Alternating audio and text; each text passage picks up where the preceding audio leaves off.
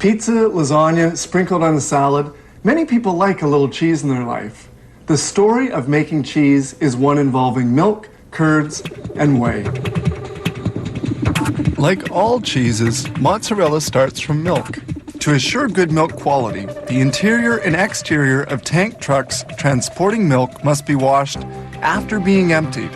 A tank such as this one can carry an average of 30,000 liters of raw milk at a temperature of 3 or 4 degrees centigrade.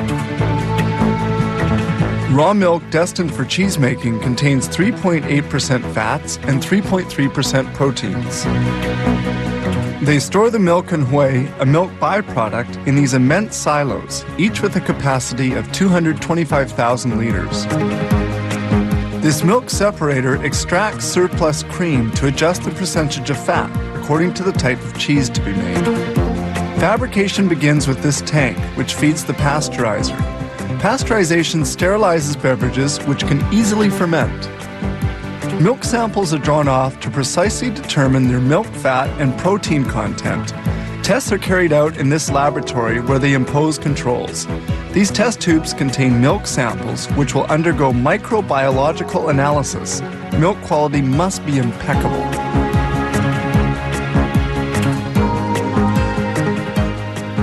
This is a curdler with a 25,000 liter capacity into which milk and other essential ingredients for making mozzarella are introduced, such as the enzyme rennet that curdles the milk. This mix must be well stirred and cooked. The agitators are used to cut the whey into little lumps. This step takes about 30 minutes. The temperature of the tanks depends on the type of cheese they're making. Agitators continue stirring the milk.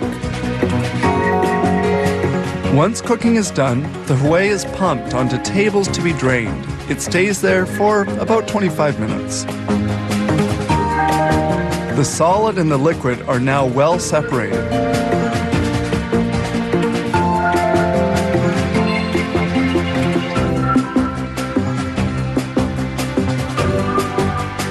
The liquid we see draining is called lactose serum. The lactose serum will be concentrated and transformed into milk byproducts.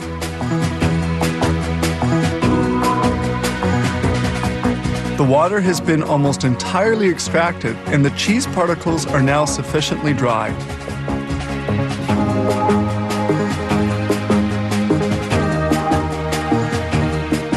This large automated blade then moves cheese particles towards the next step. That is, toward the molder.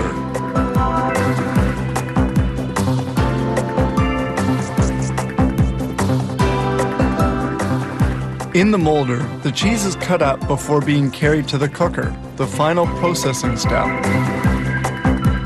It appears that this mozzarella has just the right texture.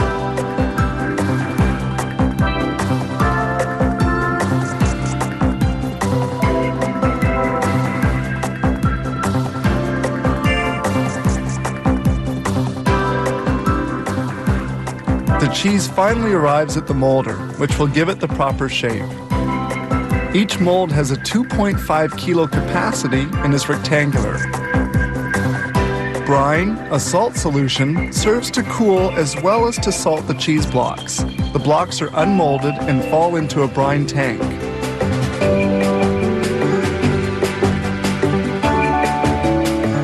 Following on, the cheese blocks will remain in another brine solution for a while.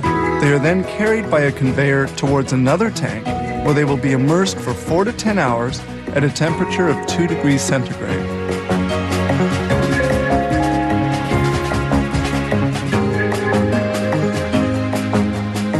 Sprays of brine remove the foam which forms at the surface of the tank. The 30,000 liters of milk that we saw coming in by truck at the beginning have enabled them to produce some 1,400 blocks of cheese in only 8 to 12 hours. The cheese blocks are finally vacuum packed, ready for shipment.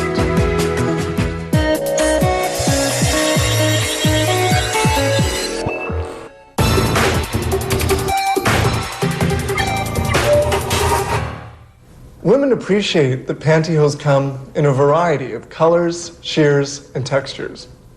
Us guys, we appreciate them too. Maybe for different reasons.